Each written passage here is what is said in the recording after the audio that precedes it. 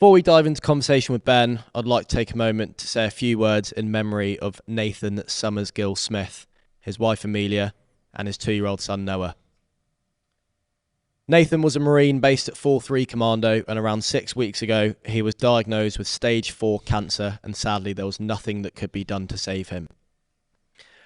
Late on Friday evening on the 22nd of November, Nathan and Amelia became husband and wife.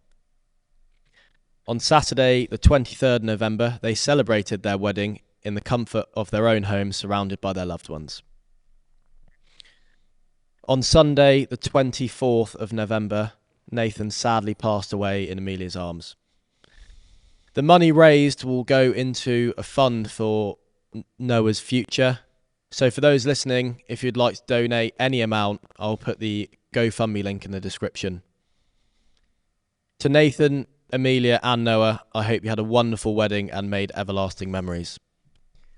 Hello and welcome to the first ever episode of the Slice of Wisdom podcast.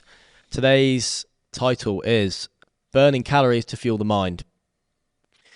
As you can see, joining us on the first ever episode is Ben Cluff. Ben, how are you feeling?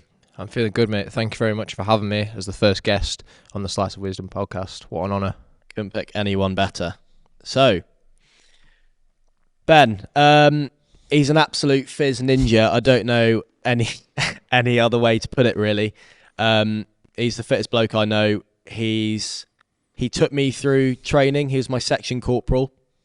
That was the first day I ever met him, was on the landing at CTC.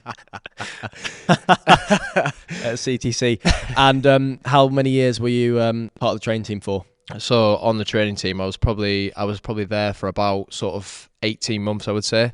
So I managed to take through 2 full troops, including your troop, and then half a troop as well. So that was obviously a really exciting experience. Met some great characters, obviously including Jack himself. He's exactly the same as he was back then. Still very necky, very not afraid to ask questions, but that's who he is today. So again, it builds that confidence moving forward, especially with this podcast. I couldn't probably think of anyone better for it. Thanks very much. Very kind. Yeah, you've got to ask questions to get where you want to go. And now Ben is a Royal Marines PTI at CTC. How long have you been PTI for? So I've been a PTI for just over a year now, so I've moved into the sort of rehabilitation sector. So now I'm down at Parker Hall doing the rehabilitation for the recruits that are in phase 1 and phase 2. A mixture of different injuries, a lot of lower limb stuff primarily just because of ankles, a lot of ankle rolling. But it's a very busy job, but also a very rewarding job at the same time. The lads down there work hard, which is the main thing, and we're basically there to prescribe exercise and basically get them back into mainstream training best we can, as quick as we can. 2 very important jobs. Yeah. As building future commandos, so he's got a lot on his shoulders. So we're going to start off, Ben, with your challenges. So Ben's done some pretty mental challenges in the time. I don't actually think I know all of them. However, there's 2 that I do know of. The first one is the Summit Attack, which took place in... So that took place in August last year, so August 2023.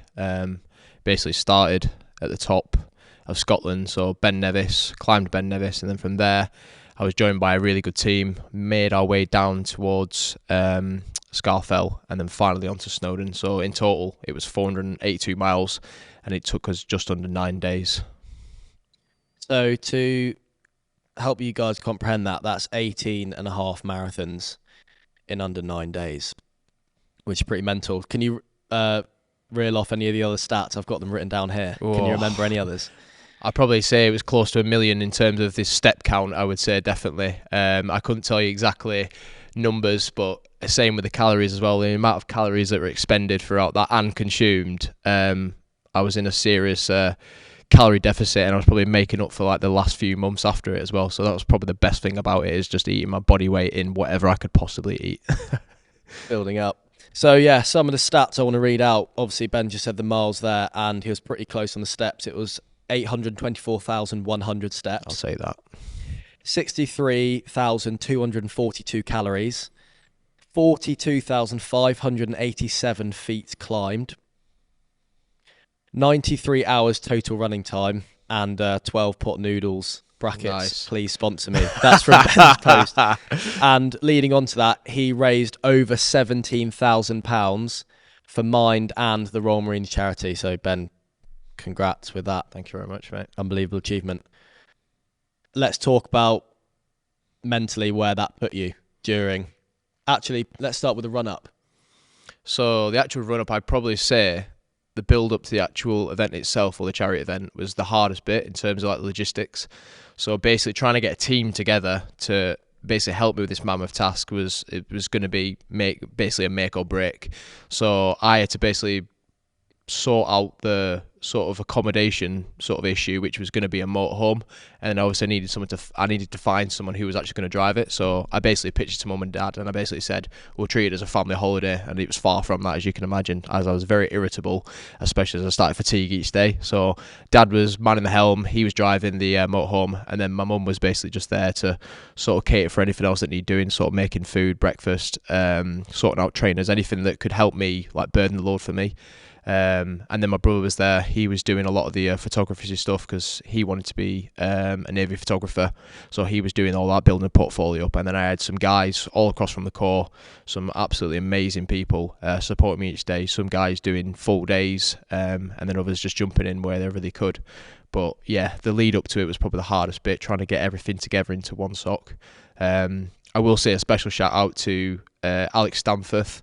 So he was the guy, he did the exact same route back in 2020, so the sort of height of COVID, and he did it representing his charity, so Mind Over Mountains, and he raised around sort of £20,000 as well, so a very similar mark to what I did. But he basically gave me the inspiration to do the actual route itself, and he offered me the actual GPX file so I could see exactly the sort of steps he took.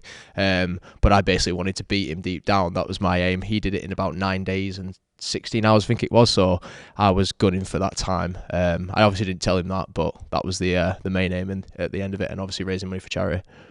Yeah. Thanks for that, mate. Sorting Ben out there, squaring Ben away. Yeah, so mentally then, what was the burden on your shoulders for this? Obviously the charity was a big thing. What was the main thing in your head that was carrying you through? So I'd probably say the biggest thing for me, so the main reason I really love these sort of crazy challenges, if you want to call it that, long distance endurance stuff, is just whilst I'm running, and that's probably the freest I ever feel. And that might sound really cliche, but like when I go out and run, you forget everything. So all your worries are completely gone, no matter what's going on in your life. And I understand that everybody has stuff going on. It's just part of life itself. So when I'm obviously running sort of 55 miles a day, that is the time where I'm at most peace. And especially when I'm joined by such amazing people as well. I think going through the northwest of England, so where I'm originally from, I had an entourage of about 6 or 7 people, and everyone had the t-shirts that I'd made. So I made sort of special t-shirts for the event. Everyone was representing it, and obviously people were driving past in cars, beeping and stuff, and shouting like words of encouragement, which is like, it almost restored my sort of faith in humanity, especially in this sort of modern era now where everyone's so focused on just doing their own thing. Seeing them people around me was super special, and something I'll probably cherish for the rest of my life, and I'll carry forward with obviously other charity events that I do in the future. So yeah, it was, I think just being out there, especially on the trail, just being out there with your own thoughts, nothing else matters, worries completely gone. Did you expect that from people? What, the show of support? Not to the amount that I received, just because although I had an amazing team throughout, and I think I was running on my own maybe once or twice, and that was mainly through Carlisle down like an A road against lorries and stuff, so that was probably the only time I was actually on my own. But the majority of the time I had someone with me the entire way, so that makes all the difference. Even if you're running alongside someone, you don't say anything to each other for at least an hour, but you just know that somebody's there, and you're blessed with the sort of presence. Hardship. Yeah, shared hardship. It gets you through the sort of tough times. So I definitely didn't expect that sort of show of support, but it was super special for me. Okay, coming away from the support from friends and family, when you're alone, this is also not just on the summit attack, but when you're absolutely hanging out, this is away from Fizz as well, actually, completely in life. Do you have go-to thoughts or tactics or scenarios that you think of or perform that you've either practiced over time or they're innate that get you through the tough times. So whether that's, as I say, Yeah, and I think what you're saying there, it sort of resonates with probably one of my favourite quotes, and it's tough times don't last, tough people do.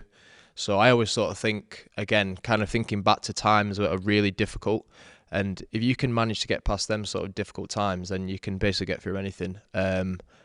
And just having that in the back of your mind, like you say, not relating to anything physical, just knowing that. I think the biggest thing is reaching out as well. It's something that I've really struggled with personally, and I know a lot of guys that have been exactly the same. Guys don't want to talk about these sort of stigma, like the stigma of just being, you feel vulnerable and weak almost. Whereas I think like females, it becomes a lot more natural to them. And I think they're more willing to express their emotions to each other, whereas I think guys struggle. So I say for me, like recently as well, that's probably like one of the biggest things that's really worked for me is actually talking to people. And also journaling as well. I think that's super important. You see it everywhere now. You can't go on Instagram or any form of social media without seeing some form of journal, somebody recommending a journal. And I found that's really good. And I'm not just talking about writing down everything that's negative about your day. You also write things that you're grateful for. So for me, every single day, when I write stuff in, it's always going to be fitness and my overall health. That's always at the forefront of what I'm grateful for each day. It's a luxury, yeah. It's a luxury, yeah, and you take it for granted. Like, health is probably the most important thing above everything else. Like, anything materialistic, it doesn't matter. Like, having your health is super important. And I think just taking them small little steps, it just sort of lessens that burden every single day. And eventually, don't get me wrong, happiness comes and goes. It's not going to be there every single day. It comes and goes. And doing them small little things definitely helped me personally. And I probably say to people, if you're in that sort of dark place, just speak to someone. It could be a complete stranger, so you could do therapy, or you could basically speak to a mate. That's all you need to do. I think I want to go into journaling there because I think why that's such an important point is I've learned in the last 3 months that I've learned the most when I'm quiet and I'm writing down stuff in my journal, because I know I've given mates good advice, because when you're asking someone, they're giving advice without their emotions involved, so it's a much more level playing field, and they can see it from other perspectives. So how I see my journal is when I'm writing it down, it's like I'm almost talking to someone. I'm talking to myself. So when I'm writing it down, I'm seeing it from literally a bigger perspective because it's all on one or couple sheets of paper, and it gives you that time to just zone in, like you say, literally on your notes. So I think even if you're listening and you don't feel like speaking to someone, you feel like it's people won't understand, or that you're the only one, or anything, however it may be, I think writing in a journal, or even just on a post-it note or something like that, just how you're feeling in the day, it's almost speaking to yourself and giving yourself advice. What do you think of that? Yeah, I totally agree with that. And what I will say, when people have suggested it to me, I think, again, going back to the sort of the male sort of stigma of being like, oh, I don't need to do that, I can just deal with this myself, I don't need to speak to one, I don't need to journal, like that's seen as like weakness in society, when in reality it's not. And when it goes back to journaling, what I would say is I found it's really useful to do it before you go to bed as well. So now I've got into a good habit of just like designated time. I do it sort of around 7:30 to sort of 8 o'clock before I go to bed, before I wind down.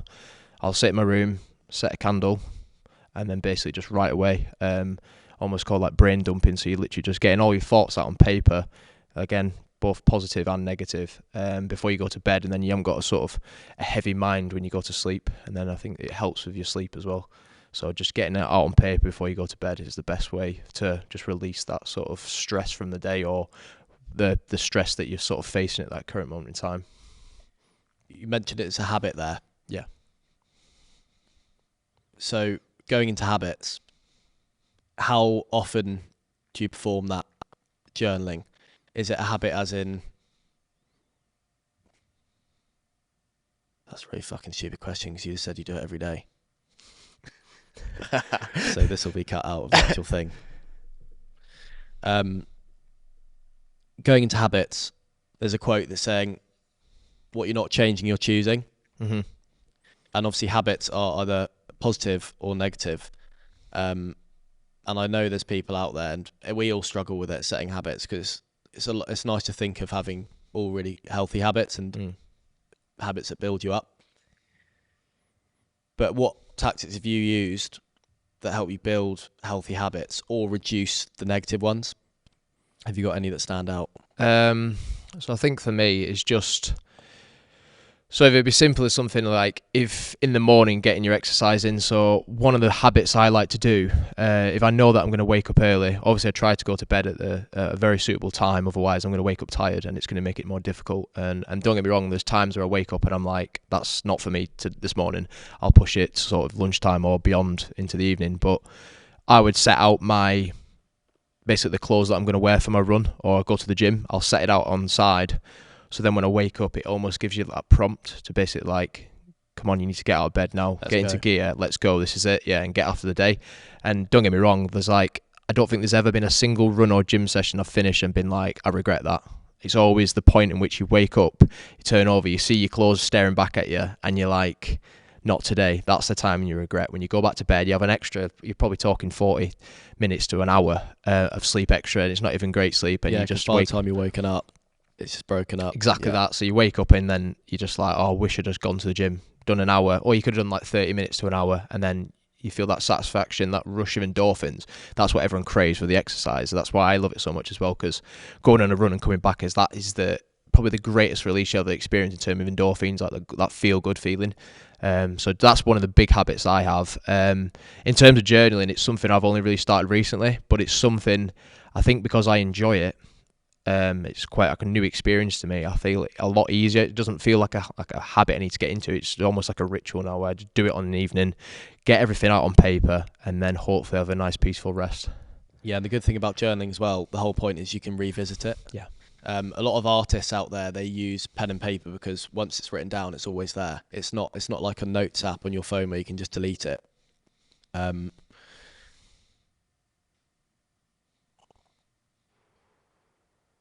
Struggling there, hang on. It's alright, take your time, mate. Got brain fog. This is actually really fucking hard, isn't it? It's tricky, mate. It's tricky. This is hard, mate. You're taking the plunge, mate. It's good. This is good hard stuff, mate. Talk about journaling.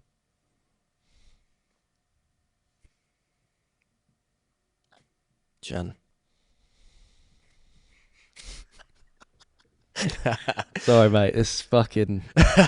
It's raw, mate. Each second that comes on here as well, because I'm gonna have to cut this out. You wanted it raw, though, mate. That's the main thing. That's the best thing about it. Can't expect wonders on your first attempt, mate. Yeah, that's very true. Yeah, that's very true. Right. So going into, we've just said how you handle building good habits. Let's go into what you need them for. So you need your good habits to go against your biggest struggles. Mm-hmm. What have been some of your struggles, if it's situations or more how to handle certain aspects of life, whether that's socializing at a party or, so tips to help you perform in social situations or certain stories or actual moments of your life. What have been some of your biggest struggles? I'll probably start with a sort of a more common one, and I think a lot of people can sort of, I hope, sympathise with this one, but I think worrying is a big one. So I think it's something everyone does. People like to say they don't worry about stuff, but I think everybody worries about something. And one of the biggest things I've learned is there's always going to be something you're going to worry about, but if you're able to sort of take a step back and look at the bigger picture and be like, can I actually change that right now? If it's something tomorrow, for instance, like you've got like an essay to do you've got like an exam tomorrow. Can I change it right now? No. So why worry about it? Like it's in the future. If it's something you can change now, like you talked about, obviously making that choice, then yes, you can change it. But in terms of worrying, like there's no point worrying about something. And I know it's easier said than done, but like worrying about something that's out of your control completely. So I think that's one of the more common things that I probably struggled with in the past, and I'm still building up towards it, but it's getting easier because I think now I can sort of look at the bigger picture So I would say that's one of the big things. Again, in terms of the sort of balance in life as well. So going back to the journal aspect, a really good point that I saw in that journal that I've got, and it basically had like a spider chart of it, and it's basically listed 10 factors of your life that you would deem as where you see yourselves in them factors. So again, going back to fitness and health, that was like an 8 or 9 out of 10. Family was probably more of like a 3. Family and friends was around the 3 mark. Again, there's probably the reason why is probably I don't get to see my family as much as I want to. Friends, again, everyone's so busy in this world. Like, it's hard to get a group of friends together nowadays to sort of socialise and do stuff without like social media being there or on your phones or whatever it may be. And then again, sort of relationship, I'd probably say is quite low at the moment, at this moment in my life, should I say. But it's just really interesting to sort of, again, sit back and be like, why are them factors in my life so low? And then you'd obviously jot down, again, going back to the journaling aspect, why and what you think you can do to improve it. So I think everyone's got stuff going on in their life, 100%. Like, I'm not saying I'm the only person, but like them small little changes each day in, day out is going to help you massively. And the sort of fuel to the fire, going back to the sort of physical challenges I've done in the past, is like using past trauma to sort of fuel that end goal, and then it goes back to thinking about the harder times that you've experienced, whether that be relationships where you've really struggled or it's just come crashing down on you. It could be anything job related, you've lost your job, potentially had like an accident, or someone in your family's passed away, or whatever it may be. Like, using that trauma as fuel to basically fuel your ambitions is like super important, and it's something I literally thrive upon, is that negative sort of trauma. You almost welcome it. Yeah, you welcome the suffering to a certain extent. Don't get me wrong, like, it's a bad thing to put yourself in the realm of suffering all the time because you don't see the good eventually, but just interjecting a little bit every now and again is a really positive thing, so you can see the failures or whatever it may be as a good thing, and try to and sort of harness that power, that sort of greater power, to get your goals or whatever it may be, get it done. And if you didn't have the bad times, you wouldn't appreciate the good times. Exactly that, and that's when I said about happiness before. It comes in waves. It doesn't just happen all the time. You can't just say, I want happiness, but when you're going to have the happiness, it comes, like you say, once you've experienced a lot of trauma or bad times, there's a wave of happiness comes, and that's when you sort of sit back again and you're like, I'm really grateful for this. This is like a really special moment, and I should soak in what's going on right here in that moment. With that then, do you think you believe in faith, so faith being everything happens for a reason, so you've almost got this underlying, not arrogance, but self-belief that, oh, this meant to happen, so everything will be okay? Yeah, 100%. I believe that everything happens for a reason. Whether at that moment in time you're sort of thinking, well, why is this happening to me? Like, you feel like the only person in the world it's happening to, like everything's coming crashing down. You over catastrophize everything. That's a big word. I probably couldn't spell it, but that's exactly what you do. Do you know, like, yeah. The whole world is coming around you. But there's always going to be something good that comes from them bad times, 100%. And everything does happen for a reason. I'm a strong believer in that. As chad as that might sound, but that is literally one of the things I swear by, is like, it's meant to be, like, it's going to happen. Yeah, this brings back to us actually, when you were my corporal, because I was like, I really wanted diamond in training. You're really going to go here. Anyway, so for people that don't know what that is, diamond is pretty much you get to choose where you go in after training. I really wanted it because I really wanted to be a soldier. I'm not a soldier. Anyway, I really wanted to go to 4-2 Commando, which means I would have been in a soldiering role. However, I went the complete opposite way and went into something called a REMF, which is the rear echelon mother.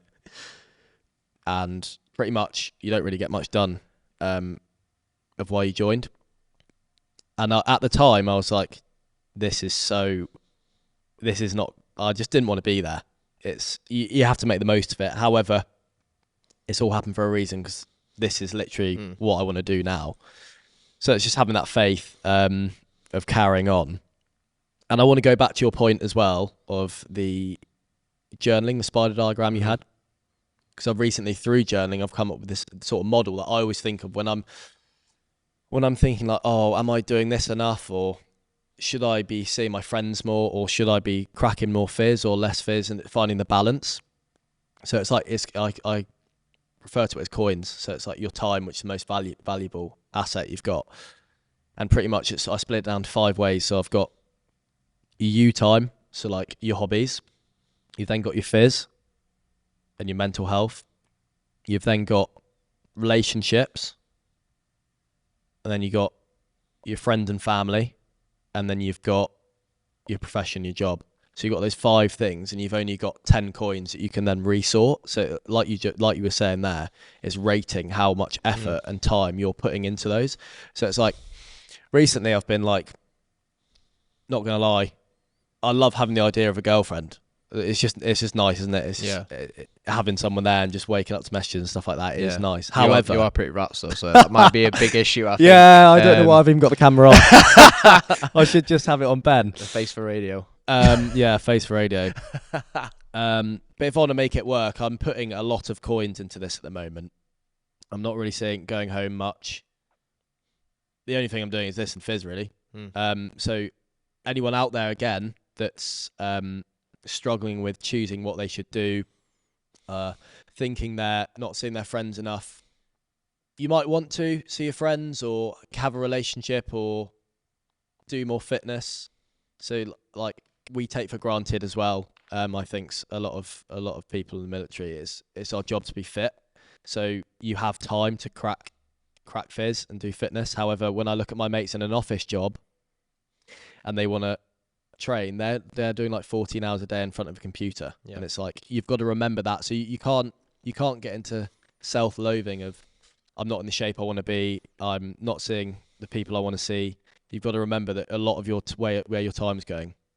So I'd say to when you get to that point, to reevaluate it in those 5 aspects of a relationship with a lover, friends and family, your you time, so your health and fitness, your hobbies, and then your profession.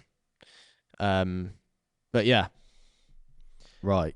But like you say, going back to the use of the coins and stuff, like just because you've obviously set your coins in place where you think they need to be in terms of a priority, you can still move them around. It's not like a forever. Like obviously at this moment in time, this podcast is super important to you, and there's obviously other elements that are more important than others. But as you go on through life, you can obviously swap and change them things. So it's not always set in stone, is it? So I think that's another thing that people need to realise, that it is, you can change the variables constantly to suit your lifestyle, and whatever basically brings you happiness is the most important thing above everything else. If it's not making you happy and you're just putting yourself through unnecessary suffering, then it's totally not worth it in the grand scheme of things. But I'm sure you've probably got your coins in the right place at the minute with this podcast. If you want it to grow, you need to, like anything, you need to be consistent. Consistency is the biggest thing. You need to invest the time into it, and hopefully you sort of reap the rewards in the long term. Yeah, fingers crossed. Fingers crossed. Run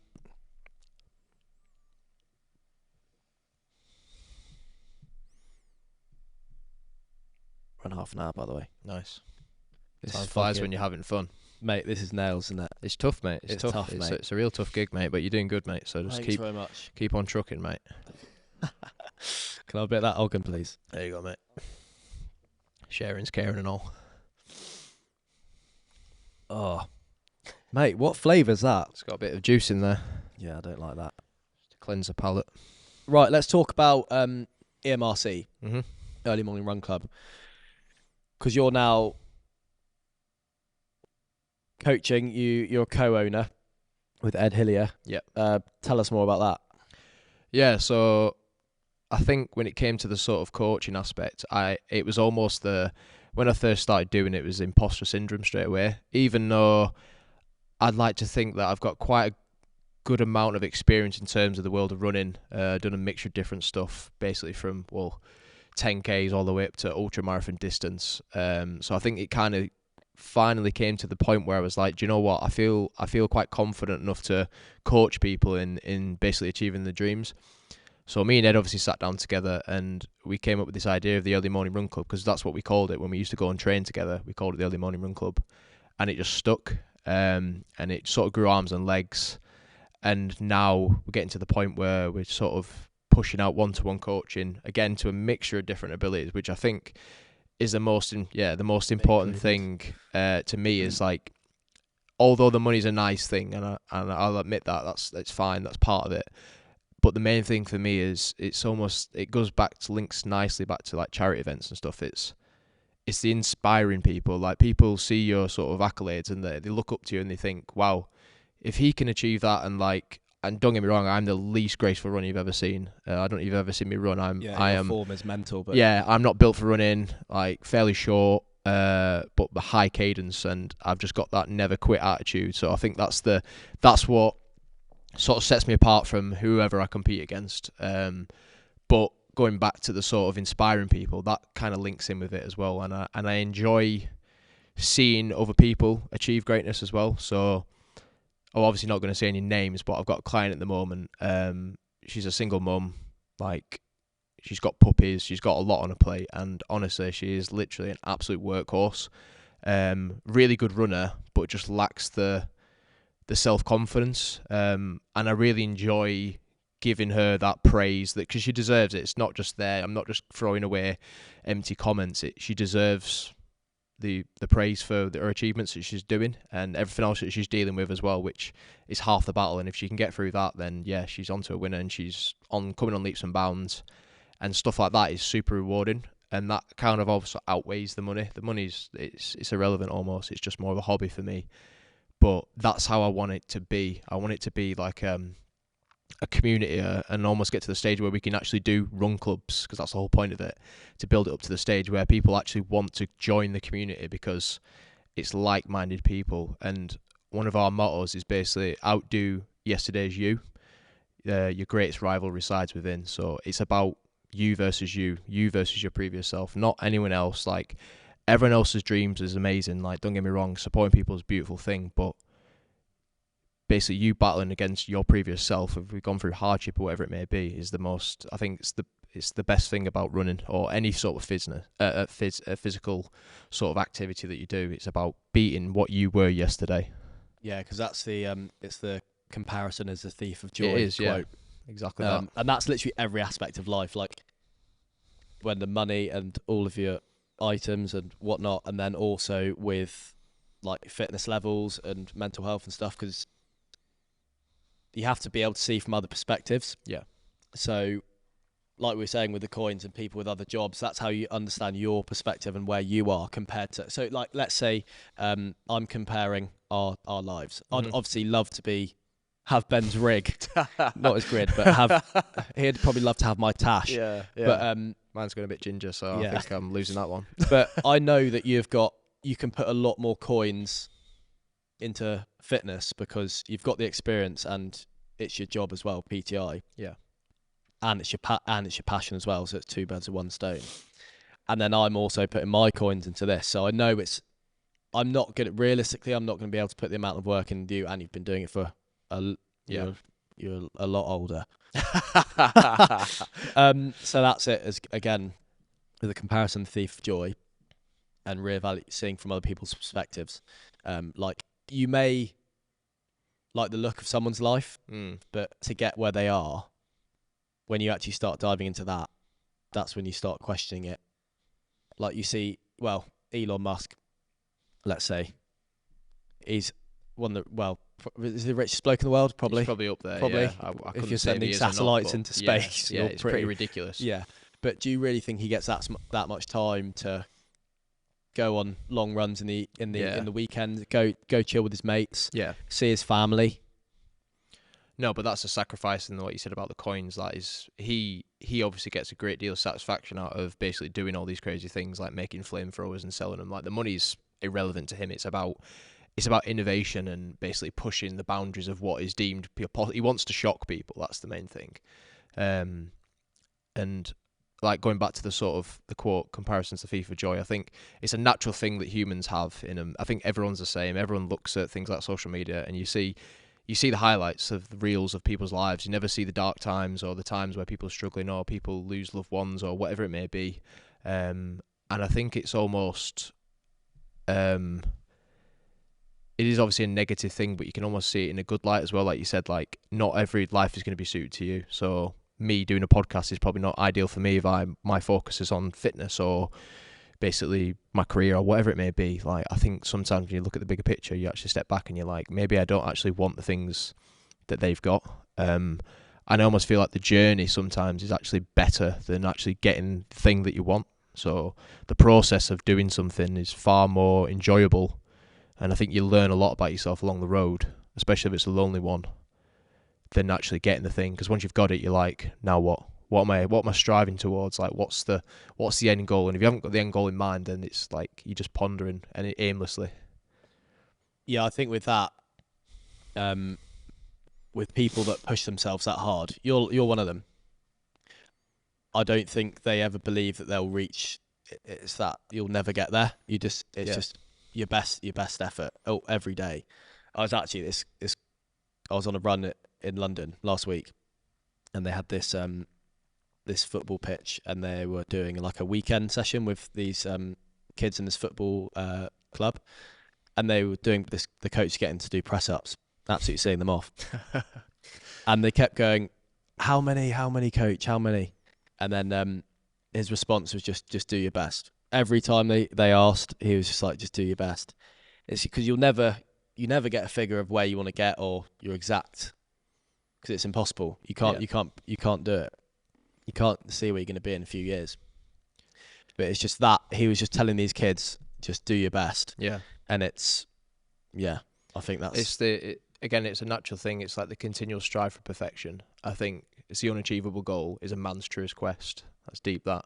But that's it's the truth. Like, you're never going to be content, whether that be your sort of body image. I think going on to sort of body dysmorphia now, we might as well while we're there. I think it's getting to the point now where guys are actually worse than females, I think, in terms of body dysmorphia. I think because you see it all over social media, everyone's like super jacked and everyone's looking like in absolute peak condition. And then it almost becomes a norm. And then that comparison to them thinking, oh, why don't I look like that? Like, if I train, why do I not look like that? Why am I not on the same level as them?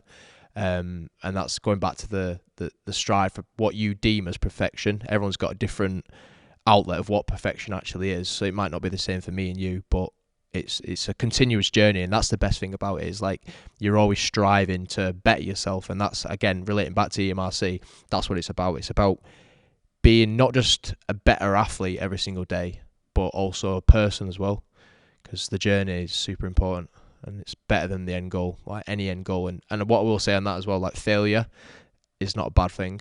I've failed multiple times across everything. But I think looking at it, going back to the whole everything happens for a reason and from the bad comes the good, that's how you've got to see it, and you learn from your mistakes of how I can go back and do that much better than previously and can improve myself along the way. Yeah, I think with the failure, I think it's such a good teacher because you dwell on it more. Yeah. I think that's why it's a big thing of Matthew McConaughey says, dissect your successes. And I think because when something goes right, like when you get your PB in a marathon, yeah, you're going to just be mega chuffed. You're going to be really happy. Yeah. However, if you just miss your PB by like 20 seconds, you're instantly going to think, how could I shave 3 seconds off there, 5 seconds off there? So I think that's where it comes back journaling as well. When you said, don't just talk about the bad times. Yeah, talk about things you're grateful for, Yeah. And that's hindsight though, isn't it? Hindsight's a beautiful thing. And if you look back and you're like, I could have shaved off time there, I could have shaved off time there. But in the thick of the moment when you're suffering and you're not having the best of times, you're probably not enjoying it. It's hard to shift up a gear to get to that stage. And what I will say about that, actually achieving your goals. So for instance, I did the Marine Corps Marathon in October in Washington, DC. I got a PB for the marathon, so I got 2 hours 42:33. Mental. I was over the moon because it was an hour. It was an hour. I wish it was an hour quicker. It was a minute faster than my previous time in London this year. And like you say, I crossed the line. I was buzzing. I was like, yeah, amazing. The goal wasn't achieved. I wanted sub 2:40, and I will get it. Mark my words. But crossing the line, I was super chuffed. Obviously exhausted, but after that achievement slowly fades away. It slowly trickles away in that day, and by the end of the day, it's like it never even happened. So you think about the amount of time and pressure you put into training, the actual journey, the process to get to that point. is far more valuable than actually crossing that line. And don't get me wrong, it's an amazing feeling, and you almost feel like, yeah, let's go again, let's do it again, but backwards. But the actual journey itself is far more important than just crossing the line and be like, that's another tick. It's just another achievement. You can't rest on your laurels. I can't be like, oh, I've done that marathon, I don't have to ever do another marathon again. Some people don't want to do it, which is fair enough if they don't enjoy it. But if you actually enjoy the sport or whatever it may be in terms of fitness or whatever it may be, then you're going to want more and more and more, because if you feel like you can push yourself, you're going to keep training hard, not harder, but smarter towards that goal that you want to achieve. So we go again, London 25, so sub 240, that's what we're going for. How many times have you been close or trying to break that 240? Oh, wow. So how many years? How many efforts? I'd say only about 2 years, but like there's been quite a few efforts in that. Some, I'd probably say London this year, even though again I PB'd by a minute from my previous time, I was very disheartened when I crossed the line. It was almost like I'd failed, and my body was not happy with me at all. And I just remember getting across the line, and just like in floods of tears for like no reason. You just think to yourself like, come on, like it's just a race. It doesn't matter. Like no one cares. Like tomorrow, no one will remember anyway. It doesn't matter. It's irrelevant. And then you kind of analyze where you could have gone better, or you could have done things a little bit differently. And then you come back stronger the next time because you're much wiser and you've got the experience in your belt, and that's the main thing. And doing your own thing and running your own races, again, it speaks in life as well. Running your own race, do it your way, not anyone else's way. And if anyone else tells you otherwise, you just say, yeah, it is what it is. That's the way I'm doing it. Yeah, I remember speaking to you on that day, and I was like, oh, how was it, mate? And you were like, yeah, not good. Yeah, I was like, yeah. oh, what, have you like broken your leg or something? Have you like really injured yourself? Yeah. You're like, no, I've just got like a 2:43 marathon. I was like, oh, yeah, I'll be threaders as well. Yeah. No, but with that though, you being so annoyed, so distraught from it, it shows you care. Yeah. It shows like the level of prep you've done for it as well. And then when you do smash this 240, Yeah. it'll make it so much better. Because if you just got it first time, which would be mental, you'd just be like, it wouldn't even matter as much. No, it wouldn't. But it's not the time. It's literally the wall yeah. that you're breaking through. Yeah, that's it. And I think I was so sort of upset because it was just the amount of time that you've committed to it. And it's probably the first time I'd ever had like a dedicated training program where I had about 15 to 16 weeks of just like, that was it. That's what we were doing. I obviously did my strength stuff on the side, just sort of maintain a bit of muscle mass and also injury prevention. But you dedicate so much time, especially at the weekends, doing your longer runs. I think you look back and you're like, if I sacrificed all that time, all them hours, and I still can't do it, that's when it hits you the most. All these coins. Yeah, exactly. Yeah, you literally all your coins are going to that. Yeah. Like everything else goes sort of to one side, like relationships. You put strain and everything else, and then that has a negative effect from them aspects. Opposed to you're getting so much joy out of the physical side of things and your health, developing your fitness. But like you say, things like relationships take a back seat, family, friends, potentially job. Like it's a big risk to put all your coins towards that if it's not going to be what you want it to be on the day. But that's just life. It's like if everything went your way all the time, like it'd be pointless to put boring. It'd be boring, and it'd be pointless to put the consistency, effort, and the focus towards that goal. Would be pointless. Yeah. Question for you. Go on.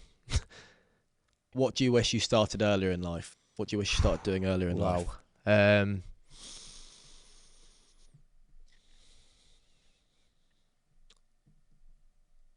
I'd say, this sounds again really cliche, I'd say I don't really have any regrets of like things in life. I think where I am at the moment is like, don't get me wrong, it's not perfect. There's a lot of stuff that can be changed, and I got to make a lot of difficult choices. But I think where I am in terms of a career and everything else, I feel like I'm in a really good place. So I wouldn't really change anything up to this point because I've obviously made them conscious decisions along the way. So that's why I'm here. And again, I know that sounds like a really sort of textbook answer, but like there's nothing I would change if that's what you're asking. I wouldn't change, or I wouldn't have done anything sooner because, again, it's hindsight, and I can look back and be like, yeah, I could have tried harder at school. I could have learnt a language. I could have done anything. Like, I could have gone back, played an instrument. It could be absolutely anything, and you could constantly change your life over and over again. And I don't think it's worth worrying about. Yeah, I think it's good that when you're not fully content of where you are, because that's when you relax, and that's when you reach the final destination. Like you were saying, you're stopping the journey. Yeah.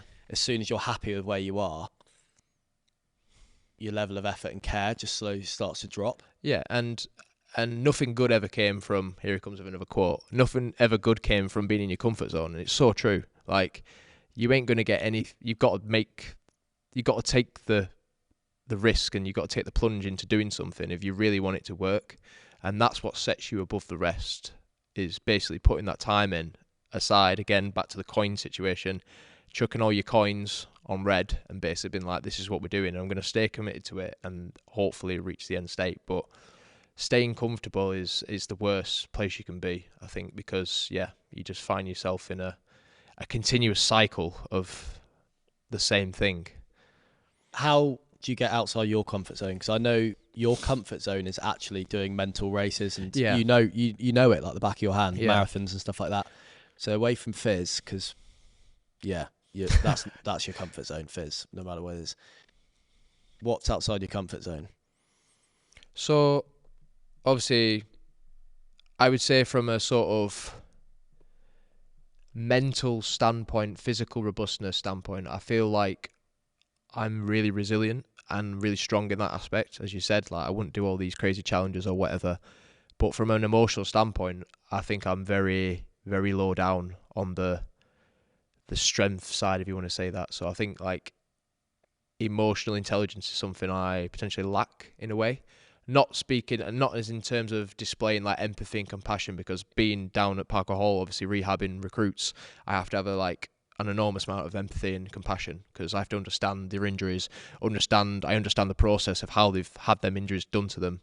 But I mean more so on the front of like expressing how I feel, and I feel like something I'm really weak at in a way.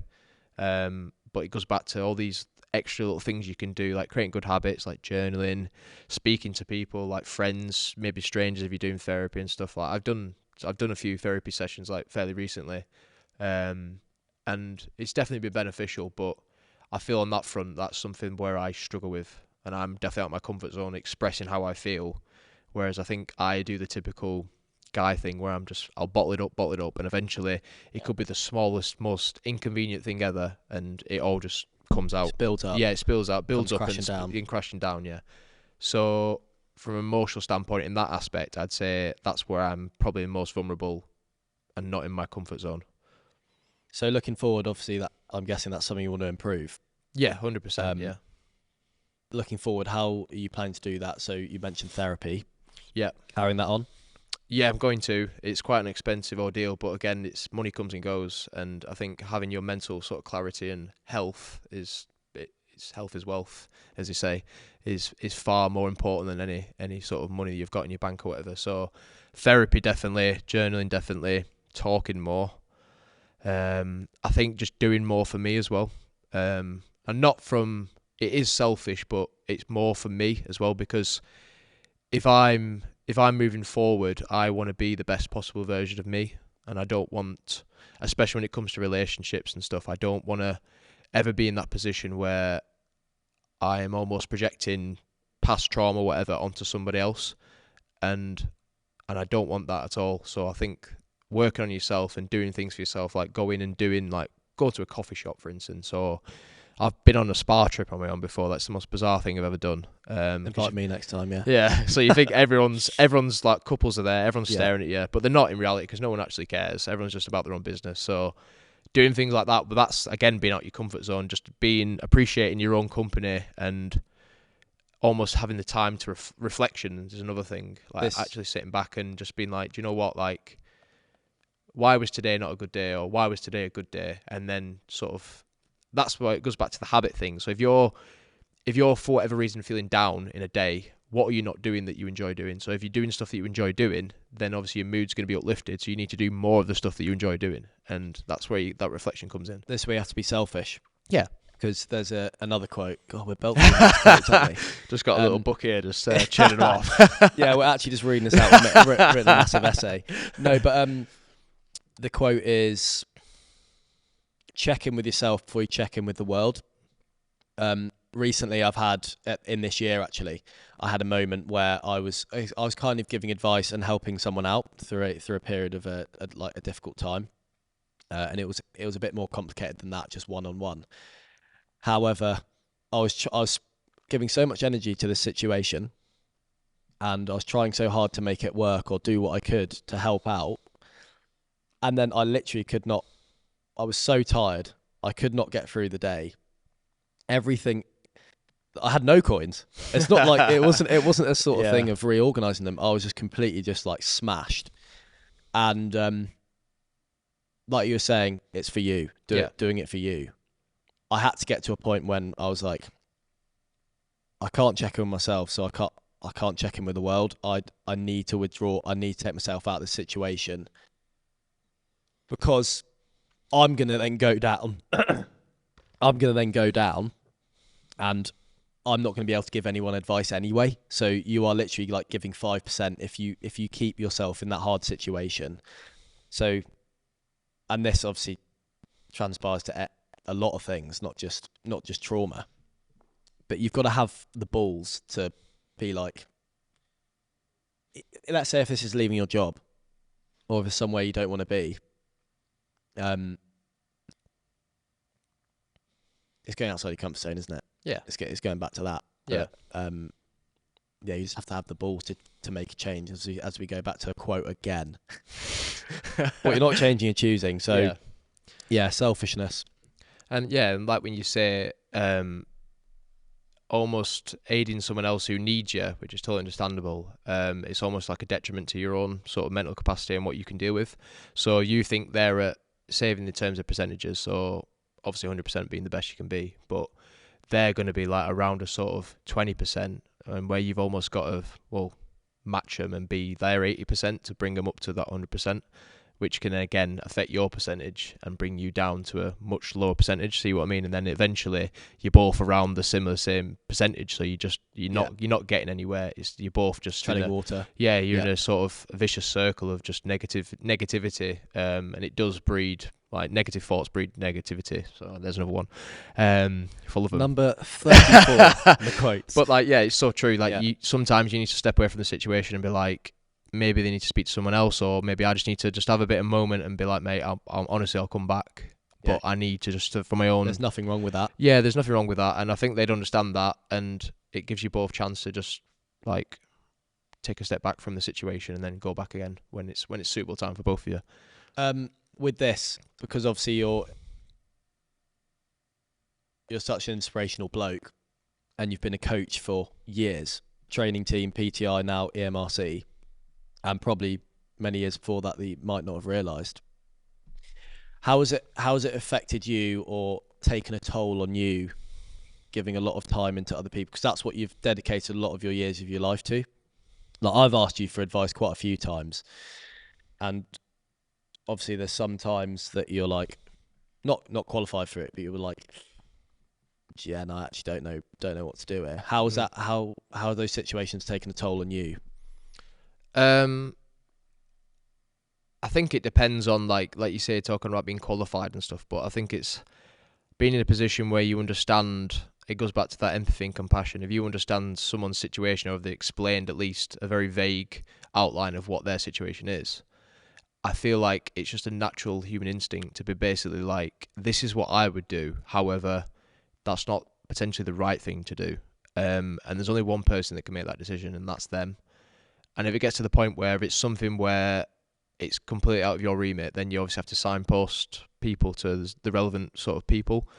But in terms of a coaching thing, I honestly get a great deal of satisfaction from coaching people, especially in Royal Marines training. Like, the guys that struggle with stuff, they're the ones that you get a bigger return on, because you're investing time into them. It'll be something as small as a technique, a small adjustment. You see it click in their mind, you see it click, and then everyone's like, wow, like, that was worthwhile. Whereas you got the people that are high flyers, which is fine. Like, everyone needs coaching points. Like, no one's perfect, but you don't really tend to get as invested with them because they can do it already. They're just naturally gifted at it, and that element of basically coaching, I think that is the most important thing for me, is like instructing people and just seeing people grasp something so easily and so quickly. And I think I definitely see the leadership styles change, especially for me going through as a training team. Like, not really had any operational experience, so where I'd say the level of instruction now is different in terms of patience. I'd say I'm a very patient individual. I think I don't know if you could ever remember me really losing my rag, or if you Yeah, I can. Really? Oh, maybe Yeah, I'm wrong then. when Sorry, I can't say that, can I? I'll beep it out. When one of the lads left a weapon like absolutely miles away from where he was for like a good length of time, and you kind of lost it. Yeah. Yeah, I think that was situation dependent, but I think a lot of the time it's part of the process, and I'd say I'm got more and more patient as the years have gone on, because you have to be, like, whether it's someone who's struggling with a certain technique or a certain aspect of something, or whether or not someone's really not getting what you're trying to say to them. I think you've got to kind of be patient with that and not jump down the throat straight away, or just let your chimp take over, as they say. So I think, yeah, that aspect of coaching I really sort of relish and really enjoy. We're seeing lads grasp things, or females. Yeah. Right. We've discussed a lot there, and you've talking about patience. Yeah. Getting to a close on that. He's been very patient with me this evening. We had an absolute horror getting this stuff set up. We've been sat in here for about 2 hours now, and we've recorded for about an hour. So we weren't getting up to any other stuff during that time, I promise. But we will after we get back. Anyway, yeah. So going to closing question, what's on the cards for the future then? So obviously already discussed. I've got a No, stop. Go on. I'll ask a better question. Where do you see yourself in 20 years? 20 years. Wow. So what? 20, 50, yeah. So 50 years old. Jen, you're 30. Yeah, I'm 30 years Hanging old. out. 30 years young. So 50. Wow, that's a hell of a Yeah. question, that is. I probably see myself. I imagine I probably won't be in the Corps anymore.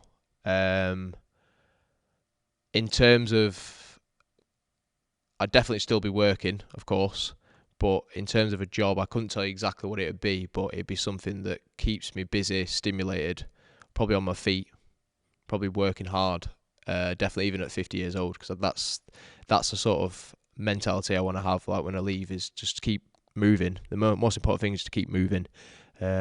Fitness and health, that's always going to be the priority of my life. I think I'm hoping by that point I'm more established in terms of, like, probably got my own house and hopefully a family by that point. But yeah, I think it's more so making sure all my sort of factors in life are sort of even. So it goes back to the coin situation again. Balance. Yeah, the balance and peace, probably calmness as well, sort of calmer waters. So at the minute it's a bit frantic, but it's good to sort of... Keeps you on your toes. Yeah, you can't wait for calm waters. You've got to learn to sail the raging sea. There's another one for you. So yeah, I think that's exactly what I want. I want that sort of calmer times where things are settled a bit more. I quite like there's certain elements I don't like, but like other bits where new opportunities arise or travelling somewhere, like they're quite exciting things. But when I'm 50, I'm hoping that it sort of settles down a little bit more. Still want a bit of it, but just a little bit more. And then when are you going to hit this sub 240? So April 2025. London. Yeah. And then you're also going up to London this weekend for... Yeah, going for the High Rocks doubles. Hopefully we're going to get a time that allows us to go to the World Champs, which will be in Chicago next year. So that'd be one hell of an experience, yeah. But yeah. Am I getting an invite for that, or? Oh, potentially, if you pay me for this podcast. Well, yeah. Me and Ethan will probably see you there. Yeah. Ethan and I. Yeah. Yeah, because I'm actually going to give a shout out to EMRC, because Ben's actually my coach on there before we close off, to plug that. It's one-on-one coaching, isn't it? Yeah. What have you got at the moment? You've got High Rocks. So we've got High Rocks So that's solely one-to-one programming, also sort of running focus. But within that, we incorporate a lot of strength and conditioning. That's more of an injury prevention standpoint, and just gives a bit of variety in your training. And we also include things like circuits as well. So it's just a nice sort of melody of different training approaches, but it's all very smart at the same time. So it's not going out every single session and completely destroying yourself. It's about that smarter approach and taking a more conservative efforts towards getting to that end goal. So yeah, we offer one-to-one coaching for the running side of things, high rocks, and that's about as far as we've got at the minute. I think Still quite new. Yeah, it's still new. We're enjoying the process of starting a new business and helping people. That's the main drive for me, is helping people and inspiring people. But I think the main thing for us is just doing what we do best. And obviously me and Ed are very similar in terms of ability, just sort of spreading our knowledge a little bit more. And we're still learning as well. Like, I'm still learning how to, run a business, how to promote a business, and also how to coach as well and mentor people, because it's still a very difficult task, because you get an array of different fitness levels and abilities and mindsets and stuff. That's the toughest thing, I'd say. So if you want Ben, very experienced, as you've just heard, if you haven't skipped this podcast, you've been getting threaded with all the quotes. If you want to get behind Ben and support him and Ed Hillier in the EMRC and take your training to the next level and actually have some experience, rather than just on the way to gym thinking, do I do legs or chest or go on a run? Because that's what I was doing before, and you've actually given me some structure, and my legs are now hanging out because of it. I literally must have tendonitis in my in places you never thought you'd even get most before. Of my joints. Definitely. Yeah, you're pushing me. Right, guys, thanks for listening to episode 1 of the Slice of Wisdom podcast. Thanks to Ben for his patience, because he's definitely shown that today. And to recap as well, if you do want to look at the GoFundMe and donate some money for Nathan Summersgill-Smith and his family, Amelia and Noah, I will put that down in the description. And Ben, thanks for coming on. The first episode of many. I'll hopefully get you on in the future. Yeah, I think I'll have to do a bit more crazy stuff before you get me back on. But I think I just want to say thank you for obviously having me as your first guest. It's a big honour, especially how close we are now. I think we've obviously come leaps and bounds since I've been on a training team. Again, you're exactly the same as you were there. You were super inquisitive, a little bit necky at times, but I think I reined you in at points. And that's obviously why you didn't get your diamond, because you didn't deserve it. And yeah, so all the best with the podcast, and hopefully I'll be on next time. I'm happy I didn't get diamond now. Otherwise I'd be cleaning weapons and all that stuff, and it's just not me. Perfect. Thanks for listening, and I'll see you in the next one.